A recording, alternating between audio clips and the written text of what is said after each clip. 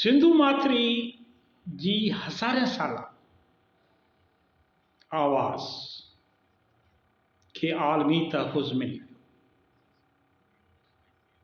क़दीम सिंध जेका कश्मीर खां कराची ताईं हुई उन जे हज़ारे सालनि जे आवाज़ के आलमी तहफ़ुज़ ॾिनो वियो आहे। सिंध जो क़दीम साज़ बोड़ींडो यूनेस्को जी फ़हरिस्त में शामिल कयो आहे। अॼु पाण इन ते ॻाल्हि ॿोल कंदासीं ऐं रुख सिंधी अवां दोस्तनि साथियुनि भाउरनि ऐं भेनरुनि सां मुख़ातिबु आहियां।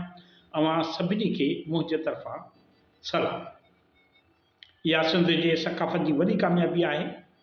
बोड़ींडो यूनेस्को जे तहफ़ुज़ हेठि अची चुको आहे। मुंहनि जे दड़े जी मौसीक़ी अॼु बि ज़िंदा आहे। साबित थी वियो त सिंध जी तहज़ीब सक़ाफ़त तारीख़ खे को बि अंडू नथो करे सघे।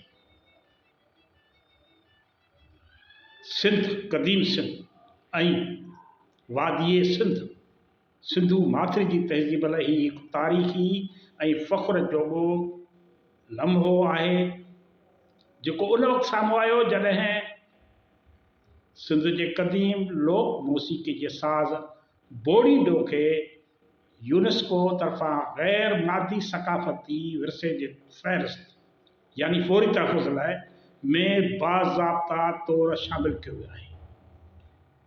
यूनेस्को पाकिस्तान ऑफिस मूजिब इहो फ़ैसिलो 9 दिसंबर 2025 ते नई दिल्ली भारत जो शहर नई दिल्ली में थियल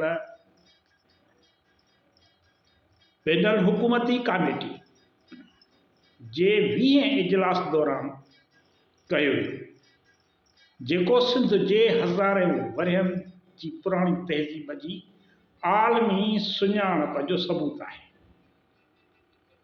बोड़ींडो सिर्फ़ हिकु मौसीक़ी जो साज़ न आहे, रुॻो हिकिड़ो साज़ न आहे, पर इहो मुंहनि जे दड़े जी 10,000 साला तहज़ीब जी ज़िंदह अलामत आहे। ही साज़ मक़ामी मिटी सिंध जे मिटी सिंधु दरिया जे पाणीअ सां ॻोहियल मिटीअ मां तयारु कयो वेंदो आहे जंहिंमां निकिरंदड़ नरम ख़ूबसूरत दिलि खे छुहंदड़ आवाज़ सिंध जे सिंधी माण्हुनि जे महफ़िलुनि में शादियुनि में मेड़ाकनि में साणनि सिंधी माण्हुनि सां जुड़ियल रहियो आहे हज़ारे सालनि खां अॼु न। बोड़ींडो हिकु गोल मिटीअ जो साज़ आहे जंहिंमें आम तौर 3 खां 4 सोराख़ ऐं हिकु वॾो मुंहुं हूंदो आहे।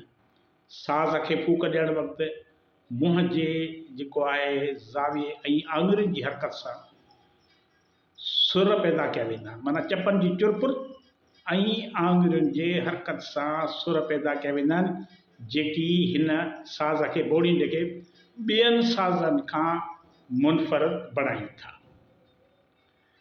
रवायती तौर बोड़ींडो मर्द वॼाईंदा आहिनि जॾहिं त औरतूं उनखे कुदरती मिटीअ जे रंगनि ऐं नक्श निगारी सां सींगारींदियूं आहिनि जेका सिंध जी गॾियल सक़ाफ़ती सुञाणप खे ज़ाहिर करे थी। हाणे असां जूं नियाणियूं असां जूं भेनरूं ऐं मारूं बि उन बोड़ींडे खे उन ई मुहबत सां वॼाईंदियूं आहिनि जीअं 5,000 10,000 साल अॻु असांजा वारस वॼाईंदा हुआ। हाणे माहिरनि मूजिबि हिन वक़्तु पूरे ख़िते में सिर्फ़ु हिकु माहिर साज़ वॼाईंदड़ ऐं हिकु माहिर कारीगर बाक़ी बचियो आहे जेको बोड़ींडो ठाहिण ऐं वॼाइण जो मुकमिल हुनुर ॼाणे थो। हूं त इलाही माण्हू वॼाइनि था पर मुकमिल हुनुर ॼाणण वारो इन जे करे ही क़दीम जेको फ़न हुयो साज़ हुयो ख़तमु थियण जे किनारे ते पहुची वियो। यूनेस्को में शमूलियत खां पोइ हिकु आलमी तहफ़ुज़ाती मनसूबो शुरू कयो आहे जंहिंजो मक़सदु आहे त नए नसुल खे ही हुनुर बोड़ींडो वॼाइण जो हुनुर मुंतक़िल कयो वञे। मक़ामी कारीगरनि खे सहारो ॾिजे, सुञाणप ॾिजे आलमी सतह ते। सिंध जी क़दीम, सिंध जी जेका क़दीम मौसीक़ी जो वरिसो आहे उनखे महफ़ूज़ कयो वञे। यूनेस्को तरफ़ां बोड़ींडो खे मिलियल ही एज़ाज़ साबित करे थो त सिंधू माथी जी तहज़ीब अॼु बि ज़िंदा आहे ऐं दुनिया सां गॾु बीठल आहे। ही सिंध जो आवाज़ कॾहिं बि ख़ामोश न थींदो। तव्हांजी वॾी वॾी महिरबानी।